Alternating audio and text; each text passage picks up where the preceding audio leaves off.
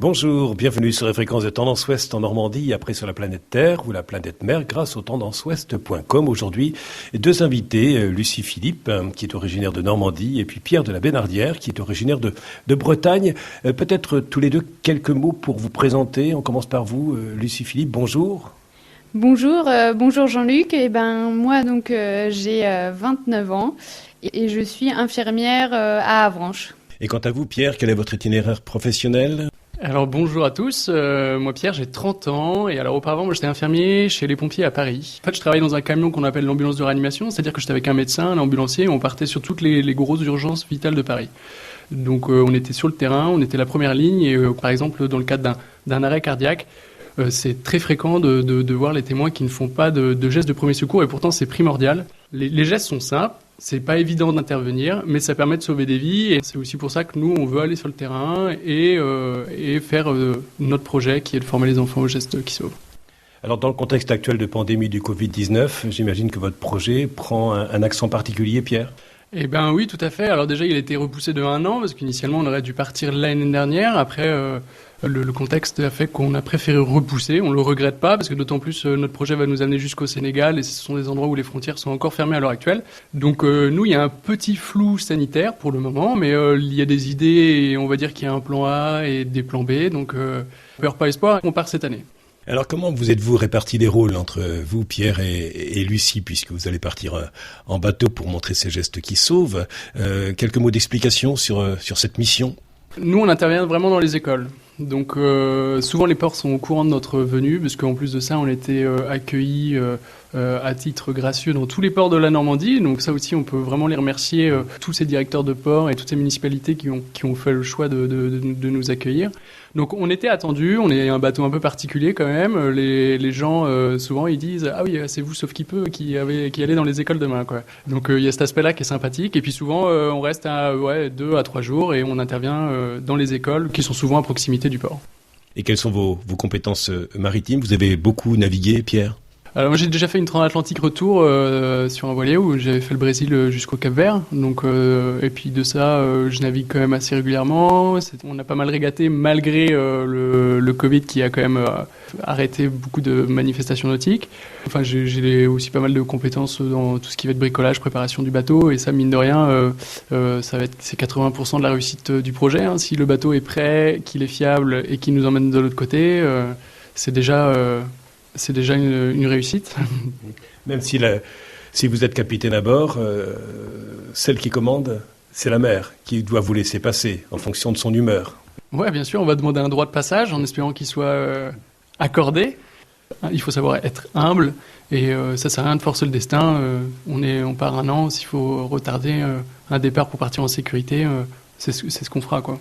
Et vous, Lucie, comment définiriez-vous votre rôle en tant que présidente de cette association ? Moi, je vais faire plus le lien avec les écoles. Peut-être que c'est aussi avec des parents instituteurs que ça m'a donné l'idée. Mais après, chacun a son rôle au sein du bateau. Mais on reste une équipe quand même. C'est vrai qu'on transpose un peu nos situations de travail en tant qu'intervenant en SMUR. Quand il y a une situation d'urgence, que ça soit, donc par exemple, nous, on va transposer là une situation d'urgence en mer.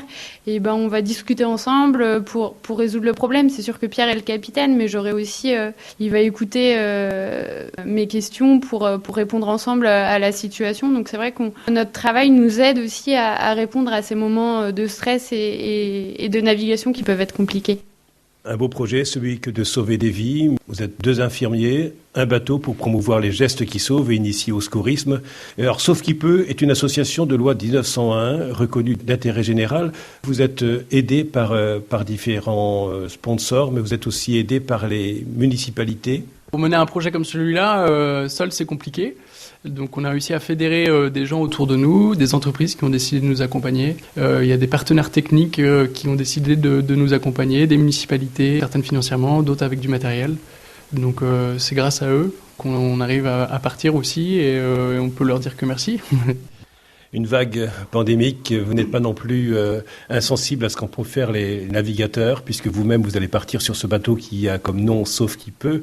Le Vendée Globe, vous avez regardé ça, Lucie, avec beaucoup d'attention, et puis aussi la manière de s'exprimer de ces navigateurs. Bien sûr, on a suivi le Vendée Globe, le sauvetage de Kevin Escoffier, et c'est vrai que c'est quelque chose qui nous a vraiment frappé, parce que nous, notre métier, c'est porter secours, et aussi dans le monde maritime, on se rend compte que c'est vraiment les bateaux sont solidaires entre eux et porter secours, ça a vraiment sens dans le milieu maritime aussi. Lucie Philippe, vous travaillez donc au centre hospitalier d'Avranches, dans le sud du département de la Manche. J'imagine que travailler en réanimation, travailler comme infirmière, ça vous a motivé pour conduire à bien ce projet de partir montrer ses premiers gestes pour sauver des vies. Dans mon travail en tant qu'infirmière, j'ai pu constater aussi le manque du grand public aux gestes de premier secours. Et c'est vrai que je pense qu'on se rejoint avec Pierre sur ce sujet-là. C'est que les gens sont vraiment désarmés et on a vraiment envie de montrer que c'est pas si compliqué de réaliser les gestes qui peuvent sauver, que les enfants sont capables de le faire. Et après, émotionnellement, ça peut être compliqué, ça, on l'entend. Et c'est pour ça que notre rôle, c'est vraiment de dédramatiser et de dire que le risque, c'est de rien faire. Et ça, c'est la pire situation qu'on peut trouver. Alors Pierre, puisque vous êtes capitaine à bord de ce bateau, quelques mots sur votre feuille de route, sur votre carnet de bord. Vous allez partir de quel port pour rejoindre quelles escales ? Alors nous, l'objectif, c'est de partir, mais vraiment de s'arrêter. C'est pas comme le Vendée Globe où ils font un tour du monde, mais finalement, pendant leur mois de périple, ils voient juste la mer. Nous, c'est vraiment l'idée de faire des escales et d'aller s'arrêter dans les écoles pour initier les enfants aux gestes qui sauvent. Donc il y aura le départ de Saint-Malo et de Granville. Ensuite, on fera tout un tour de Bretagne, où on va s'arrêter aussi notamment dans les îles. Après, on va descendre toute la façade atlantique française, avec notamment aussi encore le secteur des îles. Et après, on partira à partir du mois de juillet plus à l'international, où là, on va faire l'Espagne, le Portugal. Ensuite, ce sera soit Maroc, soit Madère, on ne sait pas encore.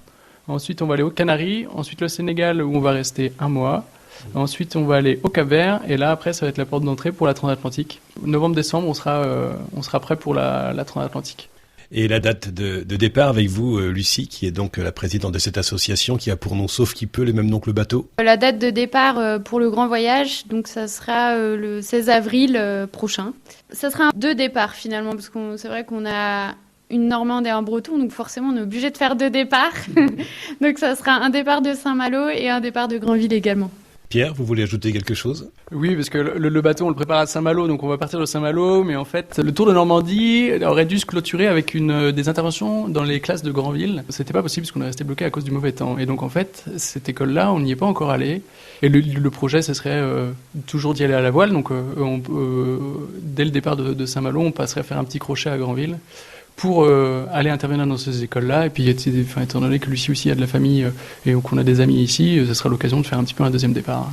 Suite de votre magazine Tendance Confidence. Aujourd'hui, les confidences avec 2 invités, Lucie Philippe et Pierre de la Bénardière, infirmiers, tous les deux. Vous êtes aussi à l'origine de cette association qui s'appelle Sauve qui peut. C'est le même nom pour le bateau qui va vous permettre de sillonner différents océans et puis aussi vous arrêter en escale dans différents ports pour montrer dans ces villes portuaires les gestes qui sauvent. Et nous continuons avec vous de parler de cette association et de votre périple qui va commencer en avril 2021.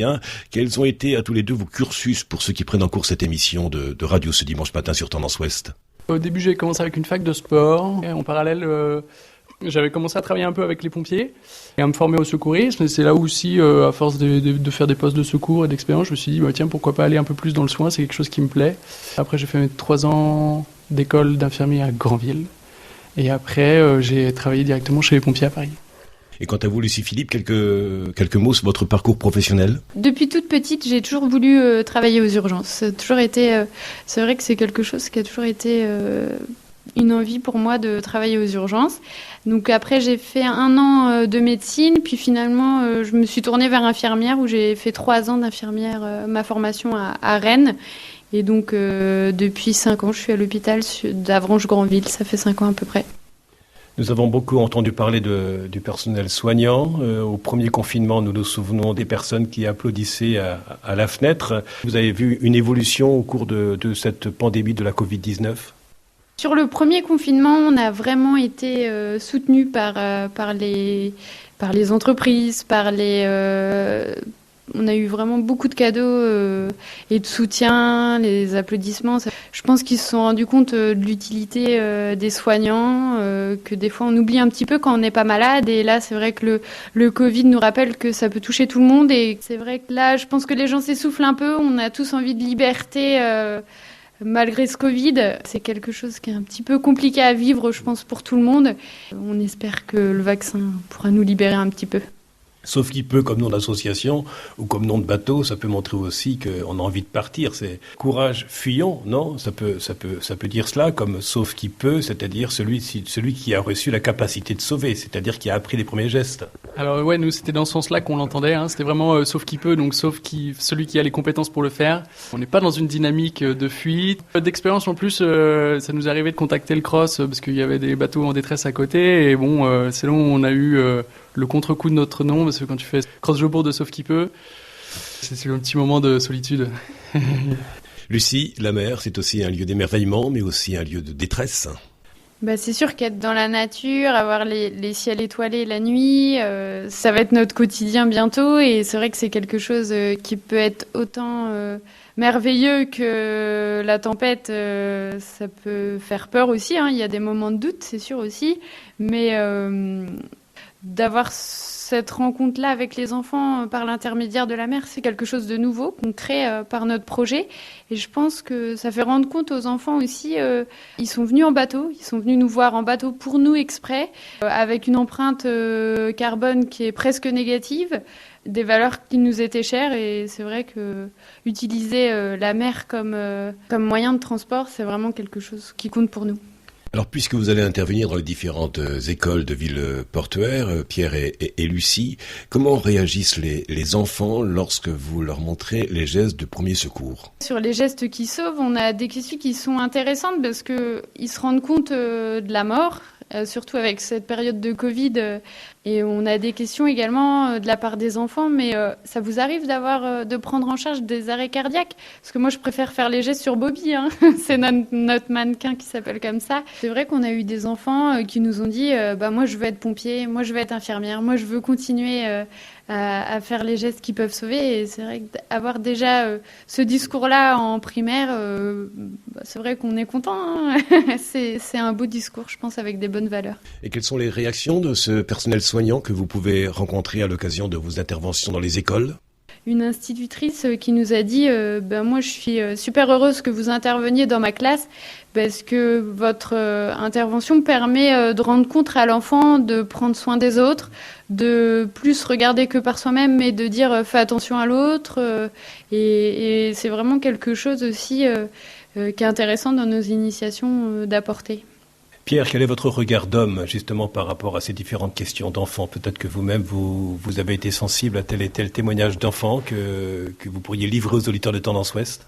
Voilà, moi je suis un grand enfant, dans ma tête je dois avoir 12 ans et demi, donc moi j'aime beaucoup la spontanéité. Moi-même j'ai des souvenirs des gens qui ont pu intervenir quand j'étais au primaire, qui m'ont laissé un souvenir peut-être un peu indélébile pour que je me rappelle à 30 ans, c'est que c'était pas anodin. Et moi, si à mon tour je peux les marquer, tout ça réuni, ça permet de leur faire prendre conscience de l'intérêt de ce que l'on fait, de l'intérêt qu'on se déplace aussi en bateau parce qu'on veut protéger les océans aussi. Il y a aussi cette dynamique-là qu'on n'a pas forcément abordée mais qui est importante. Quand on fait le choix de partir en bateau à voile, c'est aussi que, bien évidemment, il y a une conscience un peu écologique dans tout ça, parce qu'on va quand même traverser les océans et on va y aller à la force du vent. Donc c'est tout ça, tout cet apport aussi et toutes ces réflexions que les enfants ont. Mais malgré tout, notre message principal, c'est quand même, et c'est là où on passe le plus de temps avec eux, c'est initier aux gestes qui sauvent et faire de la prévention un peu sur les accidents domestiques. Alors pour vous suivre, parce que là c'est de la radio, on pourra aussi vous suivre sur Internet. J'imagine que Lucie et Pierre, vous avez mis en place déjà un blog. Là où on peut nous suivre, où les informations sont le plus à jour, ça va être sur Facebook et Instagram. On a notre page Sauf qui peut. Et on a également un site internet où on peut avoir des informations sur le projet. On aura également une plateforme pour avoir toujours le lien avec les écoles, qui puissent nous écrire, qu'on puisse leur envoyer des vidéos sur les rencontres qu'on peut avoir et les merveilles que la mer peut nous offrir. Un départ fixé à quelle date ? Alors, on se fixe mi-avril. Ouais, Tour de Bretagne d'abord. En fait, de avril jusqu'à juin, on en profite que les écoles soient ouvertes et que les écoliers soient pas encore en vacances pour aller faire la tournée des écoles en Bretagne et en France. Et quelle serait cette citation que vous aimeriez laisser au terme de cet entretien, Lucie et Pierre, en lien avec votre association Sauve qui peut, pour montrer simplement les gestes qui sauvent aux enfants dans les écoles des villes portuaires? Moi, j'aurais une phrase plus pour les enfants et pour porter vraiment les couleurs de Sauve qui peut, ça serait quand parfois un bisou magique ne suffit pas. Et donc, il faut apprendre les gestes qui sauvent. Quant à vous, Pierre, quelle est cette citation que vous nous laissez? Ce serait une citation de Gandhi, je pense, qui dit « Sois le changement que tu veux dans ce monde ». Merci beaucoup, Lucie Philippe et Pierre de la Bénardière, pour votre participation à cette émission Tendance Confidence, diffusée sur Tendance Ouest. Merci Jean-Luc, merci à Tendance Ouest. Merci à tous. Podcast by Tendance Ouest.